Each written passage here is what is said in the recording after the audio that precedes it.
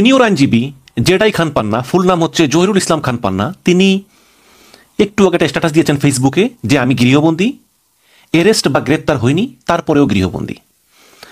এখন প্রশ্ন উঠতে পারে যে তাকে কেন গৃহবন্দী করে রাখা হলো? তিনি একজন সিনিয়র আইনজীবী, মানবাধিকার কর্মী, হিউম্যান রাইটস অ্যাক্টিভিস্ট, তাকে গৃহবন্দী করা হলো কেন? এবং যদি গৃহবন্দী করা হয়ে থাকে তাহলে গৃহবন্দীটা কে করলো? বিএনপি, এনসিপি, শিবির নাকি পুলিশ? আমি ধরে নিলাম যে পুলিশই এই গৃহবন্দীটা করে রেখেছে। গৃহবন্দী কিভাবে করে আমরা জানি, যেমন বেগম জিয়াকেও অনেক মাসের পর মাস গৃহবন্দী করে রাখা হয়েছিল তার গুলশানের বাসায়। তো সেই রকম হয়তো বা পুলিশ সদস্যরা বাইরে অবস্থান নিয়েছে এবং জহিরুল ইসলাম খানকে তারা বের হতে দেবে না, মানে জেডাই খান পান্নাকে তারা বের হতে দিবে না। আজকে জানেন যে 15ই আগস্ট এবং 5ই আগস্ট হাসিনা পালিয়ে যাওয়ার 1 বছর পূর্তি উপলক্ষে সেই দিন এই জেডাই খান পান্না মঞ্চ 71 নামে একটি প্ল্যাটফর্ম গঠন করেন ডক্টর কামাল হোসেন সহ, এবং যারা সেখানে মুক্তিযুদ্ধের পক্ষের শক্তি বলে তারা বিবেচনা করে তাদেরকে নিয়ে, এবং সেই মঞ্চ 71-এর পক্ষ থেকে আজকে ধানমন্ডি 32 নম্বরে ফুল দিতে যাওয়ার কথা রয়েছে তাদের, এবং প্রচুর পরিমাণে ছাত্রলীগ, যুবলীগ, আওয়ামী লীগের লোকেরাও আশায় আছে যে এই মঞ্চ 71 নামের এই প্ল্যাটফর্মকে ব্যবহার করে তারাও একটু ধানমন্ডি 32 নম্বরে যাবে ফুল দিতে। কিন্তু ধানমন্ডি 32 নম্বরের অবস্থা মোটেও ভালো না। সেখানে দুই পাশের রাস্তায় পুলিশ ব্যারিকেড দিয়ে দিয়েছে, কাউকেই ঢুকতে দেওয়া হচ্ছে না। বিভিন্ন মিডিয়া কর্মীরাই আছেন শুধু, এবং পুলিশের বাইরে দূরে দূরে সেখানে ছাত্রদল, ছাত্র শিবির বা এনসিপি এরা আছে। তো সেখানে আসলে মোটেও ফুল দিতে যাওয়ার মতো পরিস্থিতি নাই। এখন প্রশ্ন হচ্ছে যে দেশের একজন নাগরিক যার নামে কোনো মামলা নাই, তাকে কি পুলিশ গৃহবন্দী করে রাখতে পারে? এখন হয়তো পুলিশের পক্ষ থেকে যুক্তি দেওয়া হতে পারে যে তার নিরাপত্তার স্বার্থেই তাকে গৃহবন্দী করে রাখা হয়েছে। এখন প্রশ্ন হচ্ছে যে একটা লোকের নিরাপত্তার স্বার্থে তাকে কেন গৃহবন্দী থাকতে হবে, তাই না? এখন পুলিশ বলতে পারে যে আজকে সিচুয়েশনটা ভিন্ন, আজকে বাইরে প্রচুর উত্তেজিত লোকজন আছে। এখন যদি জেডাই খান পান্নার মতো সিনিয়র আইনজীবী, ডক্টর কামাল হোসেন বা তাদের সঙ্গে লোকজন যায়, তাহলে বিশাল একটা বিশৃঙ্খলা হতে পারে, এবং বাহিরে যেই পরিমাণ উত্তেজিত জনতা, ছাত্রদল, যুবদল, তারপরে শিবির, এনসিপি, এদেরকে আসলে দমন করার মতো সামর্থ্য পুলিশের নাই। এটা হচ্ছে বাস্তবতা। এই কারণেই জেডাই খান পান্নাকেই ঘরে গৃহবন্দী থাকতে হচ্ছে, অথবা তাকে গ্রেপ্তারও করা হতে পারে। আজকে আমার দেশ পত্রিকা একটা নিউজ করেছে এই জেডাই খান পান্নাকে নিয়ে, সেখানে লিখেছে যে পান্নায় ভর করে আওয়ামী লীগের প্রত্যাবর্তনের চেষ্টা। বিশাল বড় রিপোর্ট। বাট পান্নার বিরুদ্ধে যে অভিযোগগুলো করা হয়েছে যে শেখ হাসিনার বিচারে ট্রাইব্যুনালকে প্রশ্নবিদ্ধ করার চেষ্টা, মানে শেখ হাসিনার যে বিচার হচ্ছে সেই ট্রাইব্যুনালকে প্রশ্নবিদ্ধ করার চেষ্টা করতেছেন জেডাই খান পান্না। অভিযোগ নাম্বার 2, আওয়ামী লীগের প্রত্যাবর্তনেই তিনি আসলে এই মঞ্চ 71 গঠন করেছেন। আমাদের বলতেছে যে এই মঞ্চ 71 হচ্ছে এই আওয়ামী লীগের আসলে একটা বি টিম, তারা ওই একটা বিকল্প আওয়ামী লীগ, যেহেতু আওয়ামী লীগ ব্যান এখন। 32 নম্বর যাওয়ার ঘোষণায় আওয়ামী লীগ, ছাত্রলীগের নাড়াচাড়া। আমি এটাই আগে কালকে বলেছিলাম যে তারা গোপনে গোপনে কিন্তু অনেক জড়ো হয়েছে, চেষ্টা করতেছে ঢোকার জন্য। ডক্টর কামালকে টানার চেষ্টা, এবং সাবেক প্রধান বিচারপতি, বর্তমানে গ্রেপ্তার জেলখানায় থাকা খায়রুল হককে নিয়ে নতুন রাজনীতি। কিন্তু পান্না বলতেছেন যে আমাকে কেউ টাকা দিয়ে কিনতে পারেনি, তো ইত্যাদি। দর্শক, পান্না আসলে তিনি চুপা আওয়ামী লীগ, কোনো সন্দেহ নাই, কিন্তু লোকটা আসলে খারাপ না। উনি শেখ হাসিনার বিরুদ্ধে কিন্তু অনেক কথা বলেছেন, এবং এই জুলাই আন্দোলনে কিন্তু উনি ছাত্রদের সঙ্গেই ছিলেন। এখন উনি ঠিক আছে, উনি শেখ মুজিবকে ভালোবাসেন বা একটু সিম্পিটি আছে, এটা থাকতেই পারে, কিন্তু তাই বলে তার বিরুদ্ধে যেভাবে নিষেধাজ্ঞা হচ্ছে, যেভাবে অপবাদ দেওয়া হচ্ছে, এটা কিন্তু ঠিক না। এবং এই যে আজকে ধানমন্ডি 32 নম্বরে ছাত্রদল, যুবদল, ছাত্র শিবির, এনসিপি, বিভিন্ন লোকজন তারা এই ধানমন্ডি 32 নম্বর পাহারা দিচ্ছে, এই পাহারা দেওয়ার মহান দায়িত্ব তাদেরকে কে দিয়েছে বলেন তো আমাকে? ধানমন্ডি 32 নম্বরে যদি সরকার সিদ্ধান্ত নেয় কাউকে আসতে দেওয়া হবে না নিরাপত্তার স্বার্থে বা যে কোনো অজুহাতে, সেখানে পুলিশ থাকতে পারে, র্যাব থাকতে পারে, বিজিবি থাকতে পারে। এই জনতা, ছাত্র জনতা, সে যে নামই হোক, ছাত্রদল হোক, যুবদল হোক, শিবির হোক বা বৈষম্য বিরোধীরাই হোক, তাদেরকে এই মহান দায়িত্ব কে দিয়েছে যে যেই আসবে তাকেই আটকাবে, তাকেই অপদস্থ করবে? দেখুন, শেখ হাসিনার আমলে আমরা এরকম বহু দেখেছি কিভাবে মানুষের উপর অন্যায় করা হয়, মানবাধিকার হরণ করা হয়। একটা মানুষের শোক জানানোর অধিকারকে আপনি কখনোই হরণ করতে পারেন না, সে ভালো হোক খারাপ হোক। আপনার চোখে শেখ মুজিব অনেক খারাপ লোক, ঠিক আছে, আপনি আপনার ধারণায় থাকেন, কিন্তু যেই লোকটার চোখে শেখ মুজিব ভালো লোক, তার মৃত্যুতে সে সমবেতী হতে চায়, তাকে শ্রদ্ধা জানাতে চায়, তার আত্মার শান্তি কামনা করতে চায়, একটা রাষ্ট্রের কোনো অধিকার নাই তাকে বাধা দেওয়া। সে কাজটাই করা হচ্ছে। এখন বিচ্ছিন্নভাবে কিছু অতি উৎসাহী জনতা আসতেই পারে, কিন্তু বিএনপি এবং জামাত, তাদের তো একটা দল আছে, একটা কমান্ড আছে। সেই কমান্ড কি একবারও বলেছে যে তোমরা ধানমন্ডি 32 নম্বরে যাইও না? বললে তো তাদের নেতাকর্মীদের যাওয়ার কথা না। তার মানে বিএনপি এবং জামাত তারাও কিন্তু বলে নাই যে তোমরা যাইও না, তারা বরং উৎসাহ দিয়েছে যে তোমরা ধানমন্ডি 32 নম্বরে যাও, সেখানে গিয়ে সবাইকে আটকাও, কারণ ধানমন্ডি 32 নম্বর হচ্ছে ফ্যাসিবাদের আতুরঘর। হয়তো যুক্তি আছে, কারণ শেখ হাসিনার আমলে শেখ হাসিনা তার পিতা শেখ মুজিবকে এত ব্যবহার করেছে যে মানুষটা আজ থেকে 50 বছর আগে মারা গিয়েছে, সেই মানুষটার প্রতিও মানুষের এত ক্ষোভ। অথচ তিনি কিন্তু এই শেখ হাসিনার এই ফ্যাসিবাদের পার্ট নন। তো এখন দর্শক, আমার কথা হচ্ছে কি, যে ইতিহাস বারবার ফিরে আসে। গত 15 বছর শেখ হাসিনা যা করেছে, তার করুণ পরিণতি শেখ হাসিনাকে ভোগ করতে হয়েছে। যে বাংলার ইতিহাসে এইরকম লজ্জাজনক পালিয়ে যাওয়া, বিদায় এইরকম আর কারো হয়নি। শেখ হাসিনা তো এখন ফোনে টোনে কথা বলে বিভিন্ন হুমকি টুকি দেয়। আমি শেখ হাসিনা হলে আমি মুখে কাউকে দেখাতাম না, এই কণ্ঠে কাউকে শোনাতাম না, এত লজ্জা। সেই আওয়ামী লীগকে ইতিহাসের সেরা লজ্জা, সেরা শাস্তি মহান আল্লাহ পাকি দিয়েছেন এই পৃথিবীতেই। আল্লাহর বিচার বড় বিচার। এখন আমরাও যদি সেরকম করি, তাহলে কিন্তু আবার ঘুরে ফিরে সেই ইতিহাস আমাদের বিরুদ্ধেই যাবে। সুতরাং আমি আহ্বান জানাই যে এই জেডাই খান পান্না, কামাল হোসেন, এই মঞ্চ 71 তারা যাবে, ফুল দিয়ে শ্রদ্ধা জানাবে, কিছুক্ষণ থাকবে, তারপর চলে যাবে। আর যদি পুলিশ মনে করে যে তাদের এতে নিরাপত্তা বিঘ্নিত হতে পারে, পুলিশ এখানে বিকল্প অল্টারনেটিভ ব্যবস্থা করতে পারে বা কথা বলতে পারে। কিন্তু একজন সিনিয়র আইনজীবী, একজন মানবাধিকার কর্মী এবং একজন মুক্তিযোদ্ধাও তিনি, তাকে এভাবে জোর করে গৃহবন্দী করে রাখা কোনো ভালো কাজ হতে পারে না। ভাই, গতকালকে একটা ভিডিও দিয়েছিলাম যে শেখ হাসিনা 2 জন ব্রিটিশ স্বনামধন্য লয়ার নিয়োগ করেছে। লয়ার নিয়োগ করে ডক্টর ইউনূসের সরকারের বিরুদ্ধে মামলা করেছে এবং এই যে অন্যায়ভাবে আওয়ামী লীগের উপর একটা স্থগিতাদেশ দিয়ে তাদের কার্যক্রম নিষিদ্ধ করেছে, তাদের রাজনৈতিক অংশগ্রহণ নিষিদ্ধ করেছে, নির্বাচনে অংশগ্রহণ করতে পারবে না, এটার বিরুদ্ধে জাতিসংঘের পার্টিকুলার ডিপার্টমেন্টে একটা রিট করেছে এবং সেজন্য 2 জন আইনজীবী নিয়োগ দিয়েছে। এই খবরটা হচ্ছে 100% সত্য।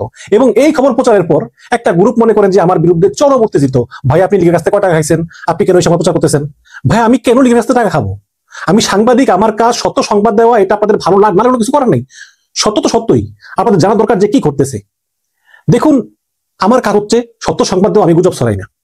আমি 1 সপ্তাহ আগে বলেছিলাম যে মার্কিন রাষ্ট্রদূত ট্রেসিয়ান জ্যাকবসন তিনি লন্ডনে উড়ে গিয়েছেন তারেক রহমানের সঙ্গে বৈঠক করার জন্য। অনেকে আমাকে ঢাকা থেকে ফোন করে, ভাই আপনি গুজব ছড়ান কেন? আমি বলছি মোটেও গুজব না, আপনারা দেখবেন ঠিকই 1 সপ্তাহ পরে প্রত্যেকটা পত্রিকায় এলো যে ট্রেসিয়ান জ্যাকবসন তারেক রহমানের সঙ্গে বৈঠক করেছেন। গত পরশুদিন আমি বললাম যে এনসিপির ছেলেপেলেরা মার্কিন দূতাবাসে গিয়েছিল। তখন সবাই আমার উপরে কি রাগ, বলে এমনি আপনি গুজব ছড়ান, আপনি টাকা খাইছেন, মানে দালাল বুঝে নিত, বাপমা তুলো গালিগালাজ করে। আমি বললাম যে না ভাই, এটা সত্য গেছে। তারা গিয়ে খারাপ করলো কি ভালো করলো সেটা আমার বিষয় না, আমি তো সংবাদটা দিই রে ভাই, অথেন্টিক সংবাদটা দিই।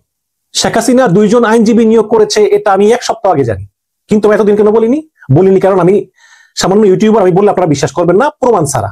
এই কারণে আজকে প্রমাণ সহ আপনাদের সামনে হাজির হয়েছি। এবং আমি এও বলবো যে আসলে, যদিও এর আগের ভিডিওতে বলেছি, আবার বলবো যে আসলে এর ইম্প্যাক্টটা কি হবে। এই যে জাতিসংঘ অভিযোগ দিল গত 8ই আগস্ট, এই অভিযোগে আসলে কি হতে পারে, আদৌ কিছু হতে পারে কিনা, এগুলো আসলে আমাদের বোঝার দরকার আছে। ব্রিটেনের অন্যতম একটা বিখ্যাত ল ফার্ম হচ্ছে ডাউটি স্ট্রিট চেম্বার্স, খুবই বিখ্যাত। এই ডাউটি স্ট্রিট চেম্বার্সে প্রচুর কেসি আছে। এখন প্রশ্ন করতে পারেন যে কেসি কি? কেসি হচ্ছে ব্যারিস্টারি করতে করতে করতে করতে যারা পেকে যায়, মানে অনেক অনেক মামলা লড়ে এবং প্রচুর সফলতা এবং কিছু ঐতিহাসিক বিখ্যাত মামলায় তারা জিতে, তখন তাদেরকে ব্রিটিশ রাজা কর্তৃক একটা উপাধি দেওয়া হয়। সেই উপাধির নাম হচ্ছে কেসি। কেসির ফুল মিনিং হচ্ছে কিংস কাউন্সিল। তো সেই রকম একজন কেসি এবং একজন ব্যারিস্টার নিয়োগ দিয়েছে শেখ হাসিনা। কেসি হচ্ছেন স্টিভেন পাওয়েলস। আপনি যদি স্টিভেন পাওয়েলসের প্রোফাইলে যান তাহলে আপনি দেখবেন যে সে অনেকগুলো বিখ্যাত বিখ্যাত মামলা সে পরিচালনা করছে। Accused of the most serious crimes, both international and domestic cases, তারপরে criminal case expert, money laundering case expert, international crime, human rights, extradition, terrorism, protest cases and politically motivated crime, এইসব বিষয়ে সে। এছাড়াও ফিনান্সিয়াল ক্রাইম, ভিকটিম রিপ্রেজেন্টেশন ইত্যাদি বিষয়ে সে expert. কাজে সে যোগ্য কোনো সন্দেহ। এবং এই স্টিভেন পাওয়েল হচ্ছে একজন কেসি, মানে কিংস কাউন্সিল। এবং তার সঙ্গে আছেন অ্যালেক্স টিনসলি। অ্যালেক্স টিনসলি হচ্ছেন ব্যারিস্টার, তিনি কেসি না, তিনি হচ্ছেন ব্যারিস্টার। তিনি হচ্ছেন specialised international human rights, the law of the sea, Interpol and extradition. তো এগুলো নিয়ে তিনি এক্সপার্ট। এবং উইকিলিক্সের যে প্রতিষ্ঠাতা জুলিয়ান অ্যাসাঞ্জ, তার লয়ার ছিল এই অ্যালেক্স কিনস। তো অবশ্যই 2 জন স্বনামধন্য লয়ার, কোনো সন্দেহ নাই, প্রচুর টাকা পয়সা খরচ করে হাসিনা নিয়োগ দিছে। তো এই স্টিভেন পাওয়েলস, কেসি এবং অ্যালেক্স টিনসলি তারা কাজ করে ডাউটি স্ট্রিট চেম্বার্সে এবং তারা একটা রিকোয়েস্ট করেছে। সেই রিকোয়েস্টটা করেছে কাকে? করেছে United Nations independent expert on the promotion of A domestic international order. Domestic international অর্ডারে মেনটেইনে যারা ইন্ডিপেন্ডেন্ট এক্সপার্ট, সেই সব জাতিসংঘের স্পেশাল রিপোর্টিয়ার্সদের কাছে তারা একটা রিকোয়েস্ট করেছে, একটা আপিল করেছে বাংলাদেশের সাবেক প্রধানমন্ত্রী এবং আওয়ামী লীগ সভানেত্রী শেখ হাসিনার পক্ষে, যাতে এই যে আওয়ামী লীগের উপর যে আনজাস্টিফিকেবল যে ব্যান, নিষেধাজ্ঞা, এটা যাতে তুলে নেওয়া হয়। এবং সেখানে বলা হয়েছে যে ডক্টর মোহাম্মদ ইউনূস গত বছরের 8ই আগস্ট ক্ষমতা গ্রহণ করেছেন এবং ক্ষমতা গ্রহণ করার পর থেকে সমস্ত বাংলাদেশে আইন শৃঙ্খলা খারাপ, প্রচুর অ্যাটাক হচ্ছে, আওয়ামী লীগের লোক মারা যাচ্ছে, সংখ্যালঘু হিন্দু নিরাপত্তা নাই। যারা যারা এগুলো করতেছে তাদেরকে বিচারের আওতায় টানা হচ্ছেই না, বরঞ্চ তাদেরকে উস্কে দেওয়া হচ্ছে। এবং আরো বলা হয়েছে যে এই অন্তর্বর্তীকালীন সরকার তারা 2026 সালের ফেব্রুয়ারিতে জাতীয় নির্বাচনের তারিখ ঘোষণা করেছে এবং দেখা যাচ্ছে যে আসলেই নির্বাচন ফেব্রুয়ারিতেই হবে। ডক্টর ইউনূস তার কথা রাখবেন। এবং এটাও সত্য যে বাংলাদেশ আওয়ামী লীগ একটা খুবই জনপ্রিয় দল এবং গত মেতে এই অন্তর্বর্তীকালীন সরকার আওয়ামী লীগের কার্যক্রমের উপর স্থগিতাদেশ দিয়েছে এবং এই কারণে তারা নির্বাচনে অংশগ্রহণ সহ কোনো ধরনের রাজনৈতিক কার্যক্রম পরিচালনা করতে পারবে না যতক্ষণ পর্যন্ত না আওয়ামী লীগের দোষী ব্যক্তিদের বিচার কার্য সম্পন্ন হয় এবং আওয়ামী লীগ নিষিদ্ধ করা হবে কি হবে না, এটা বাংলাদেশের আন্তর্জাতিক অপরাধ আদালত থেকে একটা নির্দেশনা আসে। এখন তারা একটা আর্জেন্ট আপিল করছে এই United Nations independent expert on the promotion of a democratic international order. এখন এই আওয়ামী লীগের উপর ডক্টর ইউনূস সরকার যেই স্থগিতাদেশ দিয়েছে, এটা যে একটা ফান্ডামেন্টাল হিউম্যান রাইটস ভায়োলেশন, এটা যেটা চরম মানবাধিকার একটা লঙ্ঘন, এটাই এই দুই আইনজীবী ইউনাইটেড নেশনস ইন্ডিপেন্ডেন্ট এক্সপার্টদের কাছে আপিল করেছে, তাদেরকে বুঝিয়ে বলেছে যে এটা একটা মারাত্মক মানবাধিকার লঙ্ঘন, যে একটা জনপ্রিয় দলের উপর অন্যায়ভাবে স্থগিতাদেশ দেওয়া। এবং তারা আহ্বান জানিয়েছে যে এই সামনে যে নির্বাচন, যাতে নির্বাচনে আওয়ামী লীগকে অংশগ্রহণ করতে দেওয়া হয়, আওয়ামী লীগের উপর থেকে স্থগিতাদেশ তুলে নেওয়া হয়, এটাই তারা আহ্বান জানিয়েছে। শেখ হাসিনা 15 বছর গুম, খুন, অত্যাচার, মিথ্যা মামলা, হামলা, এমন কোন অপকর্ম নাই যে না করেছে। জুলাই অভ্যুত্থানের আগেই 3000 ক্রস ফায়ার, যে ওসি প্রদীপই করেছে 100, 3000 ক্রস ফায়ার, 600 650 গুম। জাতিসংঘ রিপোর্ট দিতে দিতে দিতে দিতে শেষ, কিন্তু কার রিপোর্টের কথা কে শুনে না তো। এবং জাতিসংঘের রিপোর্ট কেউ শুনতে কিন্তু বাধ্য নয়। এবং কেউ যদি মনে করে যে আমি জাতিসংঘের সুপারিশ মানব না, তাহলে সে মানতে বাধ্য না। জাতিসংঘের নিজেদের কোনো ফোর্স নাই যে বাংলাদেশে পাঠিয়ে ইউনূসকে মানতে বাধ্য করবে। জাতিসংঘ সবসময় সুপারিশ করে, আর জাতিসংঘের সুপারিশে যদি কাজই হতো তাহলে ইসরায়েল এরকম গণহত্যা করতে পারতো না গাজায়। জাতিসংঘের কথা বেশিরভাগ দেশে শোনে না। প্রত্যেকটা সরকার যখন তাদের ফেভারে যায় তখন শোনে, যখন ফেভারে না যায় তখন শোনে না। যেমন আপনি দেখেন, জাতিসংঘ একটা 200 পৃষ্ঠা রিপোর্ট করলো হাসিনার গণহত্যা নিয়ে। সেখানে বললো হাসিনা খুনি, ইউনূস সরকার বললো মানি। রিপোর্ট বললো 1400 মানুষ খুন হয়েছে, ইউনূস সরকার বললো মানি। জাতিসংঘের রিপোর্টে বললো যে হাসিনার নির্দেশেই তার ছাত্রলীগ, যুবলীগ, র্যাব, পুলিশ, সেনাবাহিনী, বিজিবি তারাই এই হত্যাকাণ্ড ঘটিয়েছে, ইউনূস সরকার বললো মানি। জাতিসংঘ বলল হাসিনার অনুপস্থিতিতে বিচার করা যাবে না, হাসিনাকে দেশে ফিরিয়ে এনে বিচার করতে হবে, আর যদি হাসিনাকে দেশে ফেরানো সম্ভব না হয় তাহলে বিচার কার্য চলতে দেওয়া যাবে না। ইউনূস বলল মানি না। জাতিসংঘ বলল মৃত্যুদণ্ড রোধ করতে হবে, যদি হাসিনা অপরাধীও হয় তাহলে শুধু হাসিনাই না, যে কারোর জন্যই মৃত্যুদণ্ড দেওয়া যাবে না, এটা বাংলাদেশে ব্যান করতে হবে। ইউনূস সরকার বলল মানি না। এবং শেখ হাসিনা তার এই 15 বছর শাসনামলে একটা জাতিসংঘের সুপারিশও সে গ্রহণ করেনি। আপনাদের খেয়াল আছে অস্কার ফার্নান্ডেস তারানাকো সেই 2012-13 সালের দিকে জাতিসংঘের সহকারী মহাসচিব ছিল। তখন এই হাসিনা তার প্রধান বিচারপতি খায়রুলকে দিয়ে তত্ত্বাবধায়ক সরকার ব্যবস্থা বাতিল ঘোষণা করে। তারপর বিএনপি আন্দোলন শুরু করে, দেশে একটা অরাজকতা পরিস্থিতি সৃষ্টি হয়। তখন এই অস্কার ফার্নান্ডেস তারানাকো তিনি বাংলাদেশে 3 বার এসেছেন পরপর। এসে শেখ হাসিনার পায়ে ধরার অবস্থা যে প্লিজ আপনি অন্তত এইবারের মতো তত্ত্বাবধায়ক সরকার ব্যবস্থাটা ফিরিয়ে আনেন, একটা ফেয়ার অ্যান্ড ফ্রি ইলেকশন হোক। কিন্তু হাসিনা শুনে নেই, সেই বিনা ভোটের সরকার গঠন করে 5 বছর টিকে গিয়েছে। তখন তো হাসিনা শুনে নাই জাতিসংঘের কথা, এবং না শুনেই এই হাসিনা 15 বছর ধরে ক্ষমতা টিকেছিল, জাতিসংঘ কিছুই করতে পারে নাই। সুতরাং এই জাতিসংঘ হিউম্যান রাইটস, মানবাধিকার, এগুলো সরকার মানলে আছে, না মানলে নাই। তারা শুধু নিন্দা করবে, সুপারিশ করবে, এর বাইরে কিছুই করতে পারবে না। আমরা এদেরকে বহু দেখেছি। গণ আন্দোলন ছাড়া আরো 50 বছরও হাসিনার পতন হতো না। যতই হিউম্যান রাইটস জাতিসংঘ সুপারিশ করুক, নিন্দা করুক, এগুলোতে কিছুতেই কিছু হয় না। স্বৈরাচাররা এগুলো এক কান দিয়ে ঢুকায় আরেক কান দিয়ে বের। যেই হাসিনা সবসময় বলতো জাতিসংঘ পশ্চিমা এজেন্ট, জাতিসংঘ অতিরঞ্জিত, জাতিসংঘ এখানে কেন এরকম করে, কেন তারা ফিলিস্তিনে যায় না, তুচ্ছ তাচ্ছিল্য, সেই হাসিনাই এখন জাতিসংঘে নালিশ করার জন্য আইনজীবী ভাড়া করে। এখন আপনারা বলতে পারেন যে ভাই এতে কি হবে? আমি একটা কথা বলি, একটা মানুষ যখন ডুবে যায় তখন সে খড়কুটা পাইলেও আঁকড়িয়া ধরে, ওই খড়কুটা ধরেই সে বাঁচার চেষ্টা করে। সে নিজেও কিন্তু জানে যে ওই খড়কুটা তাকে ভাসিয়ে রাখতে পারবে না, বাট তার আর কি বা করার আছে। এখন একটা আহ্বান জানালো এবং জাতিসংঘ অবশ্যই আমি মনে করি যে হাসিনার পক্ষে রায় দিবে, কারণ জাতিসংঘ বলেছে ওই রিপোর্টে যে আওয়ামী লীগকে দল হিসাবে তাদের কার্যক্রম পরিচালনা করার সুপারিশ করা হলো। তো এখন তারা ওই কথাই আছে। এখন যদি এই দুই আইনজীবী আপিল করে, সে আপিলে জাতিসংঘ সুপারিশ করবে ইউনুসকে যে আওয়ামী লীগের স্থগিতাদেশ প্রত্যাহার করে আওয়ামী লীগকে রাজনীতি করার সুযোগ দেওয়া হোক, নির্বাচনে অংশগ্রহণ করার সুযোগ দেওয়া হোক। কিন্তু বাস্তব পরিস্থিতি কি তা বলে? আওয়ামী লীগ যদি মাঠে নামে তাহলে যেই মব, যেই জনগণ, যেই ছাত্র জনতা, তারা কি ছাড় দিবে? দিবে না। তো তারা তো প্রতিশোধ নিতেই চাইবে।